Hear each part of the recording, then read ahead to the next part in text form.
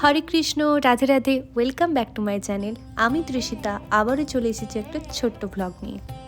সরস্বতী পুজোর সকাল মানে আমরা জানি নতুন শাড়ি পরে মায়ের কাছে অঞ্জলি দেওয়া আর বন্ধুবান্ধবীদের সাথে আড্ডা। আজকের দিনে বাঙালি ঘরের ছেলেমেয়েরা শাড়ি পাঞ্জাবি পরে থাকে, তাই এই দিনটিকে বাঙালির ট্রেডিশনাল ডে বলে।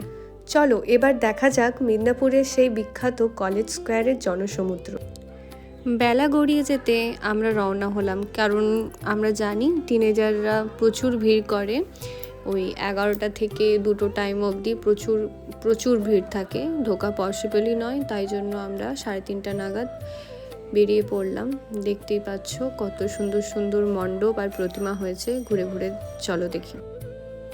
এখন তো সব জায়গায় কিউট দুর্গা, কিউট সরস্বতী এগুলো ট্রেন্ডে চলছে।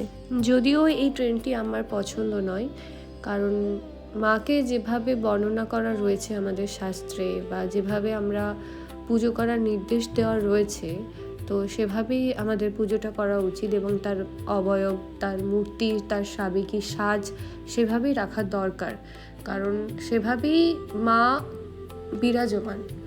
তাকে এআই এর মাধ্যমে বা ট্রেন্ডে চলা কোনো কার্টুন চরিত্র দিয়ে তাকে বানানো বা তাকে কিউট লুক দেওয়ার কোনো রকম দরকার নেই। এটি সম্পূর্ণ আমার নিজস্ব মতামত।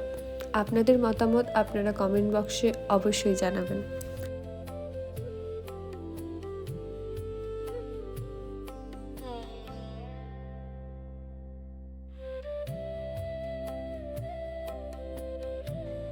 এবার আসি আমাদের কলেজ স্কোয়ারের বিখ্যাত রাজনৈতিক ব্যঙ্গচরিত্র নিয়ে। প্রতিবারের মতো এবারেও নানাবিধ ব্যঙ্গচরিত্র ফুটে উঠেছে কলেজ স্কোয়ারের প্রতিটি মণ্ডপে মণ্ডপ।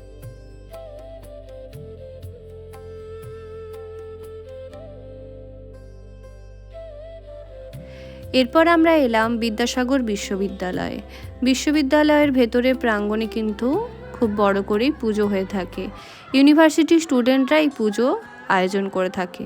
চলো দেখে নেওয়া যাক। পড়ন্ত বিকেলের এই রাস্তা ধরে গাড়ি চালাতে খুবই সুন্দর লাগছিল। এই রাস্তাটি বিদ্যাসাগর ইউনিভার্সিটির ভেতরের রাস্তা। ইউনিভার্সিটি থেকে আসার পথে আরও একটি কিউট সরস্বতীর সন্ধান পেলাম। এরপর চলে এলাম মেদিনীপুরে সৃষ্টি মেলাতে। এই মেলার মধ্য দিয়ে আমাদের বাংলার কারিগরি শিল্পকলাকে তুলে ধরা হয়। আগেও এই মেলা হতো, তবে তা হস্তশিল্প মেলা নামে প্রচলিত ছিল। চলো দেখে নেওয়া যাক।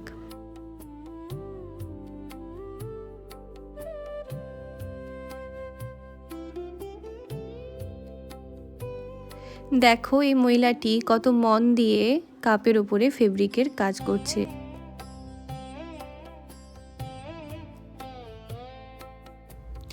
এখানে কিছু ফেব্রিকের কাজ করা শাল, টি শার্ট, ওড়না এসব রয়েছে। এই হলো সৃষ্টি মেলার মঞ্চ। সেদিন সুরজিতের আসার কথা ছিল, তো সৃষ্টি মেলা দেখে আমরা বেরিয়ে পড়লাম বাড়ির উদ্দেশ্যে। বাড়ি যাওয়ার পথে কিন্তু বিবিগঞ্জের রাস্তায় একটা সুন্দর প্রতিমা এবং মণ্ডপ দেখে মনটা মুগ্ধ হয়ে গেল। মণ্ডপটি এত সুন্দর দেখে আমি ফটো তোলার লোভ সামলাতে পারলাম না, তাই ঝটপট কিছু সুন্দর সুন্দর ফটো এখানে আমি ক্লিক করে নিলাম।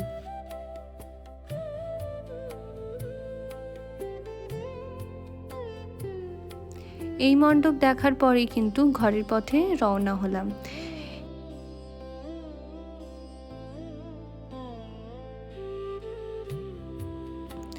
পরের দিন সৃষ্টি মেলায় আবারও আমি গিয়েছিলাম অনন্যা চক্রবর্তীর গান শুনতে।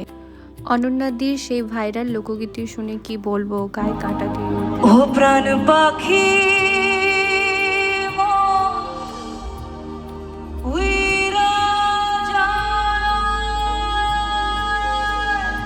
পুরো গানটা দিতে পারবো না, কপিরাইট আসার সম্ভাবনা রয়েছে, তাই আগেই সরি বলে ফেললাম। বাট গানটা জাস্ট ফাটাফাটি ছিল। জাস্ট শোনার পর মানে আমি তো বলবো অনন্যাদিকে বাকি সব গান ছেড়ে দিয়ে তুমি লোকগীতির ওপরে আরও বেশিভাবে কনসেন্ট্রেট করো। এবং তার পরের দিন লোপামুদ্রাদিও এসেছিল। লোপামুদ্রাদি তুমি জাস্ট ফাটিয়ে দিয়েছো, একদম মেদিনীপুরের সমস্ত লোকেদের মন জয় করে ফেলেছো। I just love you.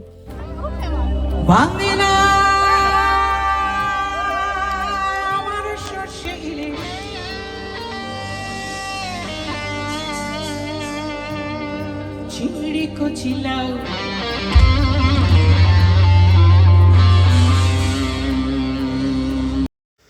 এখানেই ভিডিওটি শেষ করলাম, দেখা হচ্ছে পরের ব্লগে।